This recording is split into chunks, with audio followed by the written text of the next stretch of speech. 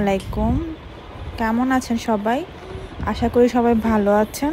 এই spice জারটা order দিয়েছিলাম ট্রেন্ডিফায়ার থেকে, বেশ ভালোই। আর আমার তো বিভিন্ন রকমের স্পাইস লাগে। নর্মালি দেশি মশলাগুলা আমি বড় বড় স্পাইস জারে রাখি, আর যেগুলো একটু বিদেশি মশলা পরিমাণে সবসময় বেশি লাগে না, সেগুলো আমি ছোট জারে রাখি। তাই ভাবলাম এটা অর্ডার করে ফেলি। অবশ্য এই প্রোডাক্টটা দারাজেও আছে।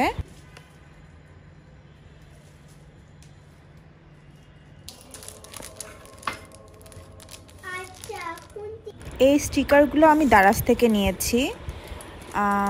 এর সাথে একটা হোয়াইট মার্কার পেনও আছে, সুন্দর করে নামগুলো লিখে রাখা যায়। আমি ডেসক্রিপশন বক্সে সব কিছু লিঙ্ক দিয়ে দিব।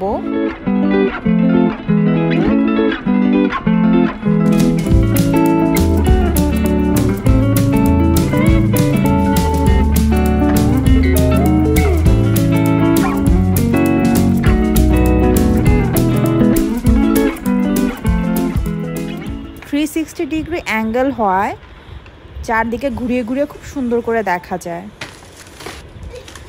নাসির কিছু ফ্রুটস নিয়ে এসেছিল, আমি ফ্রুটসগুলো ধুয়ে নিব।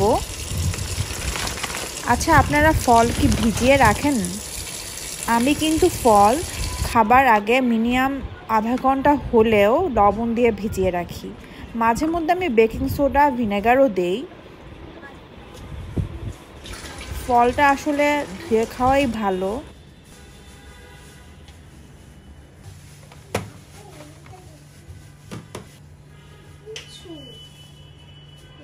এই স্টোরেজ বক্সগুলো আমার খুব পছন্দের। এই স্টোরেজ বক্সগুলো আমি আরএফএল থেকে কিনেছি।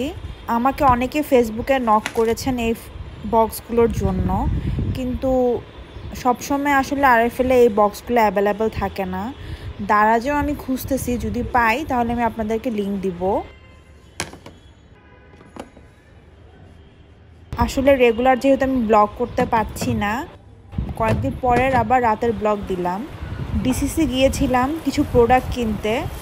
অ্যাকচুয়ালি আমার হাজব্যান্ডের যেহেতু পরিচিত দোকান আছে ওখানে, বাচ্চাদের অথেন্টিক প্রোডাক্ট ওরা নিয়ে আসে, তাই ওখান থেকেই আমার বাচ্চাদের খাবার, গুঁড়া দুধ আনা হয়। অবশ্য ওরা কসমেটিকও সেল করে, স্কিন কেয়ারও সেল করে। আমি ওখান থেকে বেশিরভাগ জিনিস কেনাকাটা করি। আজকে আমি ডিনারের জন্য রান্না করব মালাই চিকেন আর গার্লিক বাটার নান। আমি এখানে গুঁড়া দুধে সামান্য গরম পানি দিয়ে মিক্স করে নিয়েছি, তারপর চিনি আর ইস্ট দিয়ে আটাটা দিয়ে দিয়েছি। আপনারা চাইলে ময়দাও দিতে পারেন। কিছুক্ষণের জন্য রেস্টে রাখতে হবে। এখন আমি মালাই চিকেন রান্না করব। পেঁয়াজ বাটা, রসুন বাটা, আদা বাটা, জিরা বাটা দিয়ে কিছুক্ষণ ভেজে নিব।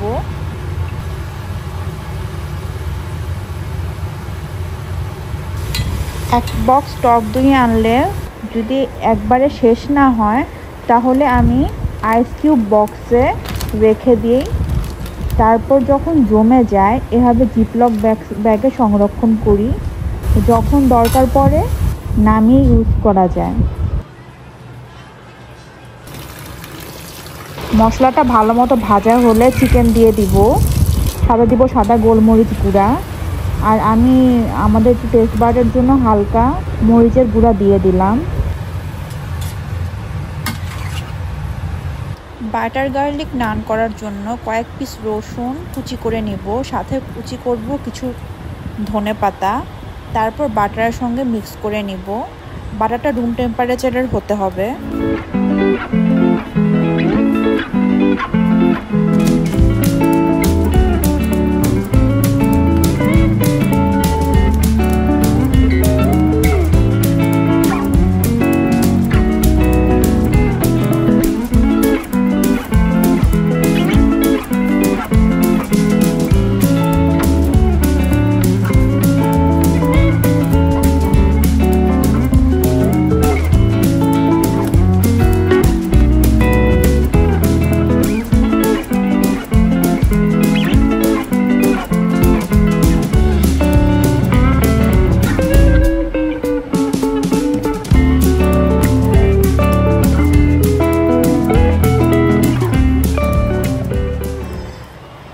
আবার ভালো মতো আবার মতে নিব।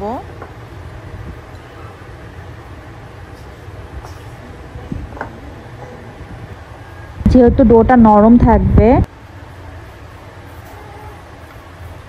আটাতে একটু গড়িয়ে নিয়ে তারপরে বেলতে হবে।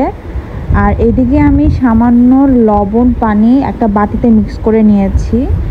যে সাইডটা আমি তাওয়াতে দিব ওই সাইডটা আমি সুন্দর করে লবণ পানির মিশ্রণটা দিয়েছি। রুটিটা দিয়েই উপরে আমি বাটার মিশ্রণটা দিয়ে দিব, তারপর ঢেকে দিব। তারপর যখন ফুটে উঠবে তখন ক্রিম অ্যাড করব, আর নামানোর আগে সামান্য কাসুরি মেথি দিয়ে দিব।